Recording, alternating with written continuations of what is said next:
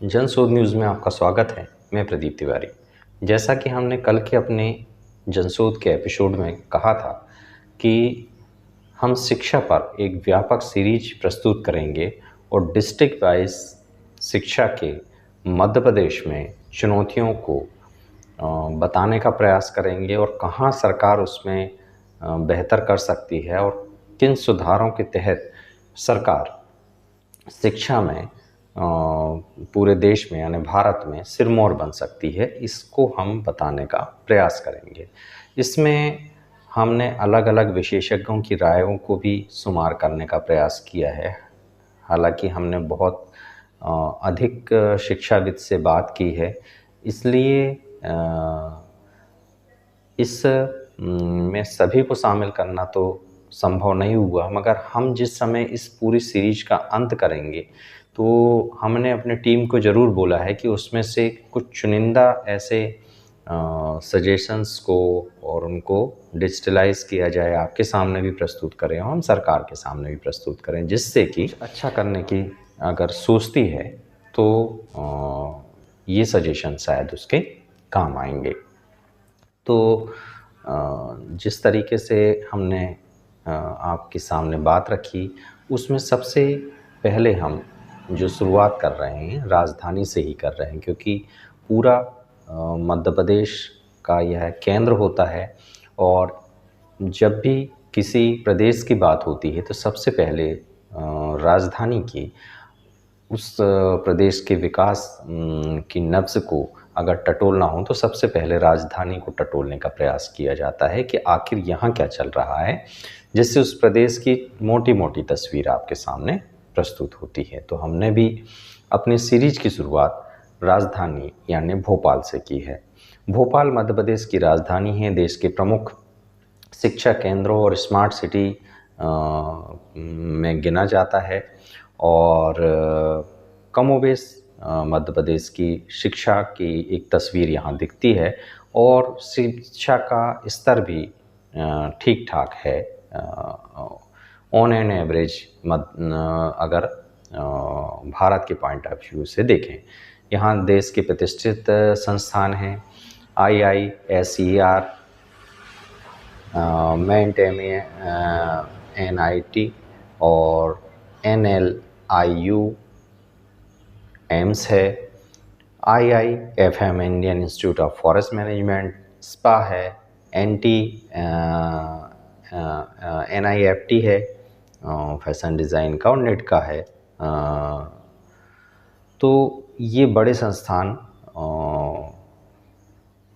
भोपाल में स्थित हैं और हम जो बात कर रहे हैं स्कूली शिक्षा की, तो क्या राजधानी की स्कूल शिक्षा भी इतनी ही बेहतर है जितने कि ये इंस्टीट्यूट दिख रहे हैं, कि जितने की बड़े संस्थान मध्य प्रदेश की राजधानी में स्थित हैं? तो उसके विषय में थोड़ी बात कर लेते हैं। सरकारी आंकड़े बताते हैं कि भोपाल कई मामलों में मध्य प्रदेश के अन्य जिलों से बेहतर है। इसमें अगर बात कर लें तो डिजिटल शिक्षा, स्कूली जो मैनेजमेंट है या स्कूल का जो प्रबंधन है उसके मामले में, उसके आंकड़े में, उसकी क्वालिटी में, शिक्षक उपलब्धता जो है मध्य प्रदेश में 19.1/1 यानी एक शिक्षक पर 19.61 के राष्ट्रीय औसत के लगभग पास में है। सीखने की जो चुनौतियां हैं उसमें भी कहीं ना कहीं मध्य प्रदेश बेहतर कर रहा है, मगर चुनौतियां भी कम नहीं हैं। मध्य प्रदेश में कुल स्कूल 2817 हैं। कुल विद्यार्थी जो मध्य प्रदेश के सरकारी स्कूलों की हम बात कर रहे हैं तो उसमें जो दर्ज किए गए हैं वो 6.1 लाख विद्यार्थी हैं जो सरकारी स्कूलों में भोपाल के ज़िले में अध्ययनरत हैं। कुल शिक्षक भोपाल ज़िले में, राजधानी में 30,900 है। मोटा मोटी रूप से 31,000 हम इन्हें मान सकते हैं।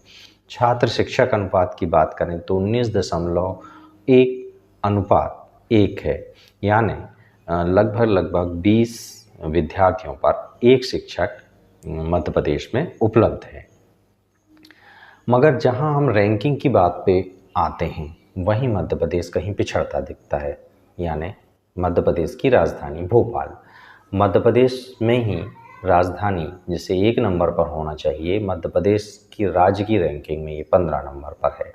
और अगर हम राष्ट्रीय रैंकिंग पर चले जाते हैं तो ये कहीं ठहरता नहीं है, 343वें स्थान पर मध्य प्रदेश की स्कूली शिक्षा, स्कूली व्यवस्था, स्कूली प्रबंधन, स्कूलों में इंफ्रास्ट्रक्चर, ये आदि आदि इत्यादि जो इंडिकेटर्स उसमें मध्य प्रदेश आता है। यानी आप देख सकते हैं कि कितनी बुरी दशा मध्य प्रदेश की राजधानी की शिक्षा के क्षेत्र में है। भोपाल में अगर शिक्षा को 3 भागों में अगर हम बांट दें, सरकारी स्कूल, सरकार से सहायता प्राप्त स्कूल और प्राइवेट स्कूल, सबसे अधिक नामांकन अभी भी सरकारी स्कूलों में है, जबकि मध्यम वर्ग तेज़ी से अब जो प्राइवेट स्कूलों की तरफ मूव कर रहा है, चाहे वो कुछ अच्छी गुणवत्ता के बड़े स्कूल हैं जिनकी फ़ीसें भी ज़्यादा हैं, और कुछ सामान्य रूप से जिनकी फ़ीस है उनमें वो मूव कर रहा है, क्योंकि वहाँ पर उसको इंग्लिश से एजुकेशन मिल रही है, डिजिटल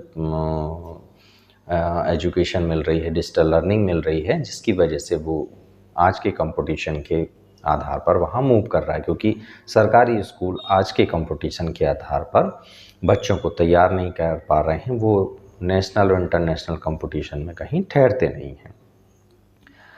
हमने मध्य प्रदेश के अलग अलग मानकों पर रिसर्च करने का प्रयास किया भोपाल के पॉइंट ऑफ व्यू से, कि आखिर उन मानकों पर मध्य प्रदेश की राजधानी की स्थिति क्या है। तो पेयजल में मध्य प्रदेश की बहुत बेहतर स्थिति है, 98.3% विद्यालयों में पेयजल की उपलब्धता है, जो कि पॉजिटिव संकेत है मध्य प्रदेश के लिए। छात्राओं के शौचालय के पॉइंट ऑफ व्यू से जो हमने अपने प्रीवियस एपिसोड में बात रखी हुई थी, उस पर भी मध्य प्रदेश की राजधानी बहुत बेहतर काम करती हुई दिखती है। 90.5% विद्यालयों में कार्यशील शौचालय हैं। लगभग 10% विद्यालय राजधानी के होने के बाद भी इससे अछूते हैं। हालांकि इनकी नियमित मैनेजमेंट और नियमित इनके जो उपयोग है उसकी बात करेंगे तो शायद ये कहीं ना कहीं फिर दर नीचे आ जाएगी, जिस पर अभी हम डिटेल में नहीं जा रहे हैं। हालांकि अगर हम इस दृष्टि से आएंगे तो 60 से 70% ही ऐसे टॉयलेट्स होंगे जो एक्चुअल में यूज़ में होंगे। लाइब्रेरी की बात कर लें, पुस्तकालय की बात कर लें, तो मध्य प्रदेश के भोपाल राजधानी में 92.6% जो स्कूल्स हैं उनमें लाइब्रेरियां हैं। मगर एक बड़ा मुद्दा ये है कि ये केवल किताबों में दर्ज हैं, इनका व्यापक रूप से उपयोग नहीं हो रहा है, बच्चों को प्रॉपर बुक्स अलॉट नहीं की जा रही हैं, पुस्तकालय का कोई समय इन स्कूलों में नहीं है, और उसकी मॉनिटरिंग करने वाला कोई ऑथेंटिक टीचर या लाइब्रेरियन इन स्कूलों में, सरकारी स्कूलों में नहीं है। नई किताबों की उपलब्धता नहीं है, पुस्तकालय की जो अवधि है वो सीमित है, डिजिटल लाइब्रेरियाँ नहीं हैं, और विद्यार्थियों की वास्तविक उपयोग की बुकें यहाँ पर बहुत कम मिलती हैं। इन सब के बीच में जब हमने चुनौतियों को खंगालने का प्रयास किया कि मध्य प्रदेश के पॉइंट ऑफ व्यू से राजधानी में आखिर वो क्या चुनौतियाँ हैं, तो सबसे बड़ी जो चुनौतियाँ निकल के आ रही है, जो डिजिटल शिक्षा, जो आज के समय की सबसे बड़ी डिमांड है और आवश्यक भी है, उसमें राजधानी कहीं पिछड़ती दिखती है। इसी वजह से ये राष्ट्रीय औसत से भी बहुत नीचे चली जाती है। भोपाल जो मध्य प्रदेश की राजधानी है उसमें 62.9% ही विद्यालयों में इंटरनेट उपलब्ध है, जो भी बेहतर स्थिति में नहीं, कहीं स्पीड नहीं है, कहीं प्रॉपर कनेक्टिविटी नहीं है, इलेक्ट्रिसिटी की एक अलग प्रॉब्लम है। इसको भी अगर हम दरकिनार करके मान लें कि 63% विद्यालयों में इंटरनेट कनेक्टिविटी है, तो भी अभी 37% का एक बड़ा डाटा इंटरनेट कनेक्टिविटी की वजह से छूटा हुआ है, पिछड़ा हुआ है। डिजिटल लाइब्रेरी की बात कर लें तो पूरे मध्य प्रदेश में केवल 0.9%, 1% के भी पास ऐसी डिजिटल लाइब्रेरियाँ स्कूलों के पास में नहीं हैं, क्योंकि हमने अपने प्रीवियस एपिसोड में पहले ही कहा था कि सरकार इस ओर ध्यान देना छोड़ चुकी है। शिक्षा को वो अपनी प्राथमिकता में लगभग नज़रअंदाज कर चुकी है और इसकी प्राइवेटाइजेशन की ओर वो लगातार काम कर रही है। राजधानी होने के बावजूद भी भोपाल इस राज्यव्यापी कमी से पूरी तरीके से जो मुक्त होना चाहिए, मगर वो है नहीं।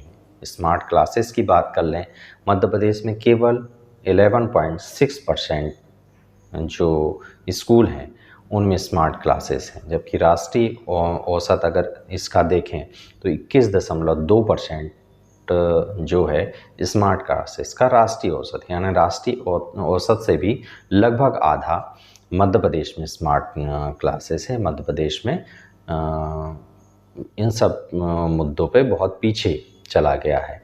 अगर इस पूरे जो लाइब्रेरी है, डिजिटल लाइब्रेरी को अगर हम इस दृष्टि से देखें तो लगभग हर 10 में केवल एक विद्यालय में ही स्मार्ट क्लासेस उपलब्ध होंगी।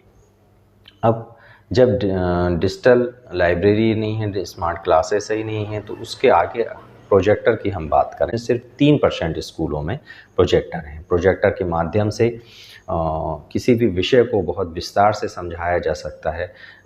जो शिक्षक है अपनी बातों को चित्रों के माध्यम से, पिक्चर्स के माध्यम से, इमेजेस के माध्यम से समझा सकते हैं, मगर ये मध्य प्रदेश में संभव नहीं हो पा रहा है, क्योंकि केवल 3% स्कूलों में प्रोजेक्टर दिए गए हैं, जो कि राष्ट्रीय औसत इसी का 15% है। यानी आप सोच सकते हैं कि मध्य प्रदेश इस मुद्दे पर राजधानी में कितना पिछड़ा हुआ है।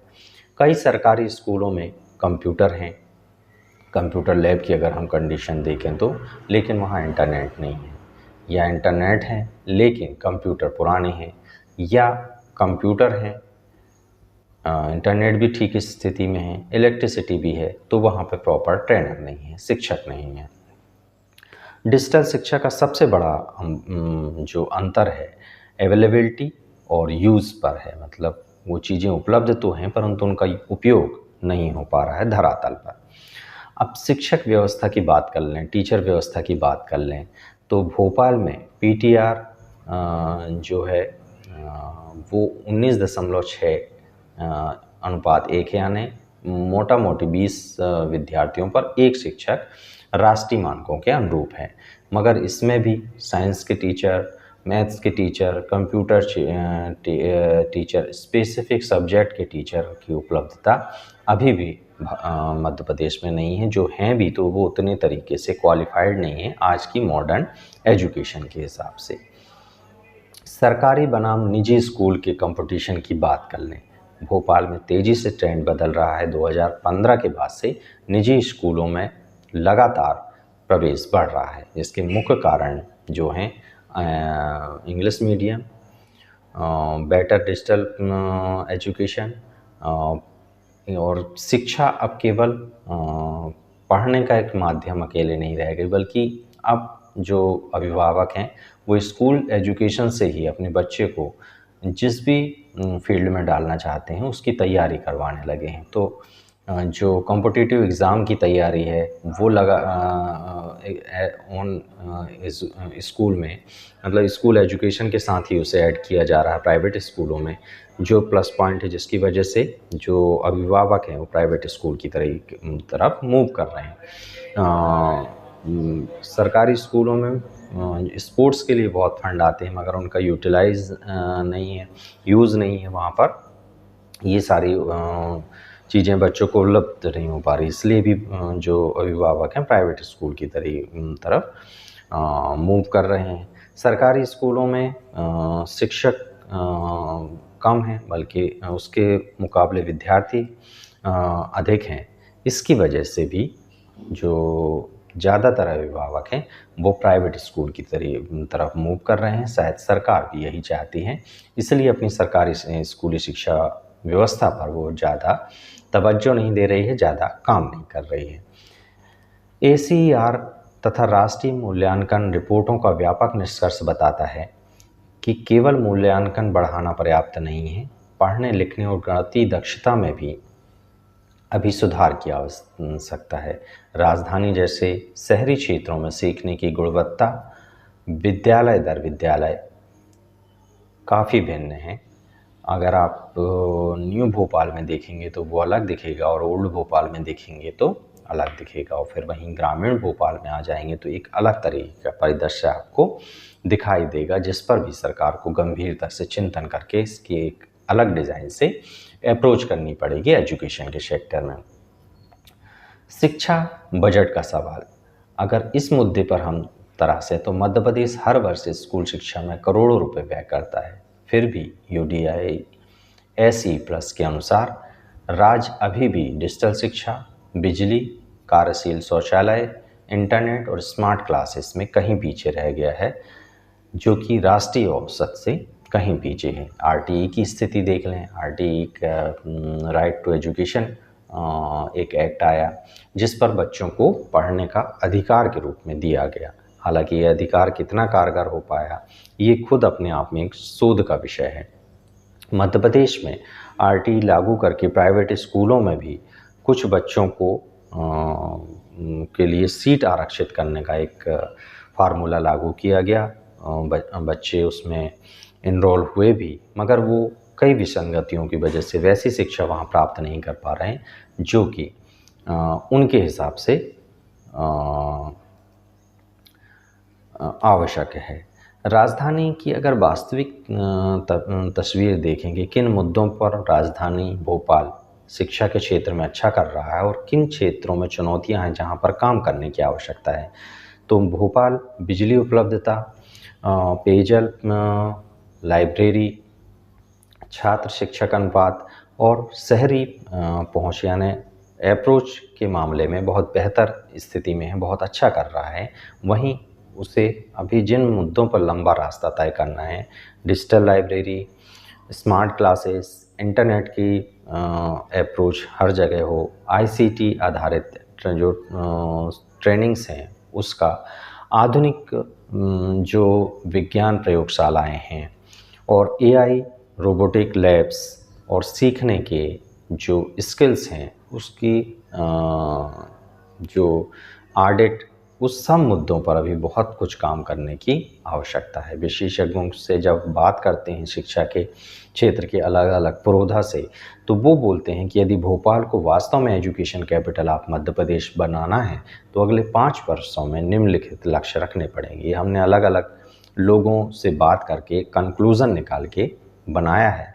उन्हें 100% इंटरनेट कनेक्टिविटी देनी होगी, प्रत्येक सरकारी स्कूल में स्मार्ट क्लासेस चलानी होंगी, प्रत्येक माध्यमिक विद्यालय में AI एवं रोबोटिक लैब्स क्रिएट करने पड़ेंगे, सभी पुस्तकालयों को डिजिटलाइज करना पड़ेगा, डिजिटल लाइब्रेरी बनाना पड़ेगा, प्रत्येक शिक्षक को रेगुलर बेसिस पर डिजिटल एजुकेशन देनी होगी, प्रत्येक विद्यार्थी के लिए डिजिटल लर्निंग ID बनाना पड़ेगा और उनका स्कोर आपको आइडेंटिफाई करके रखना, जो कि बहुत महत्वपूर्ण मुद्दा एक निकल के चर्चाओं में आया।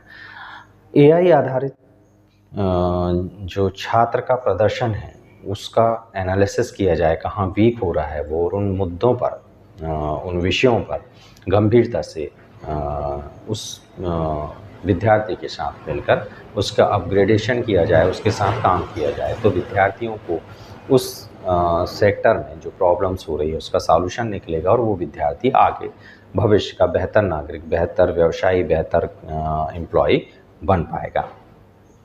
और स्कूल स्तर पर ही करियर एवं मानसिक स्वास्थ्य जो काउंसलिंग है, मेंटल काउंसलिंग और कैरियर काउंसलिंग, ये वहीं उपलब्ध करवाई जाए, जिससे कि जो बच्चा है एक व्यापक रूप से परिपक्व होके स्कूल एजुकेशन से निकलेगा कॉलेज यूनिवर्सिटीज़ के लिए और पूरे जो मध्य प्रदेश के लिए। भोपाल की जो शिक्षा व्यवस्था है दो अलग अलग तस्वीरें पेश करती हैं।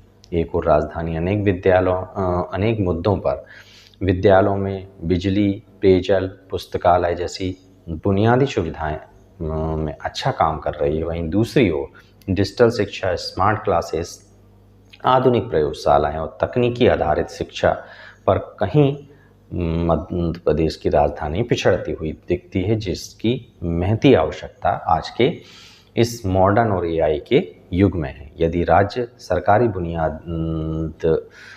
बुनियादी जो इंफ्रास्ट्रक्चर के साथ डिजिटल संसाधन, टीचर्स ट्रेनिंग और जो लर्निंग का एनवायरनमेंट है उस पर निवेश करती है, इन्वेस्ट करती है, तो भोपाल को राष्ट्रीय स्तर पर एक आदर्श राजधानी और education capital of Madhya Pradesh बनने से कोई नहीं रोक सकता। मगर इस पर सरकार को गंभीरता से बात करनी पड़ेगी और जो अलग अलग शिक्षाविद अपने अनुभव से और बातें रख रहे हैं सुधार की, उस पर गंभीरता से काम करना पड़ेगा। इन सब मुद्दों पर आप क्या सोचते हैं? अगर आप अपनी बात शेयर करेंगे तो हमें अच्छा लगेगा। बेखौफ पत्रकारिता और बुलंद आवाज को चुनना चाहते हैं तो लाइक और सब्सक्राइब करना ना भूलिए। देखते रहिए जनशोध। याद रखिए, सच को चिल्लाने की आवश्यकता नहीं होती और राष्ट्र सर्वोपरि है। नमस्कार।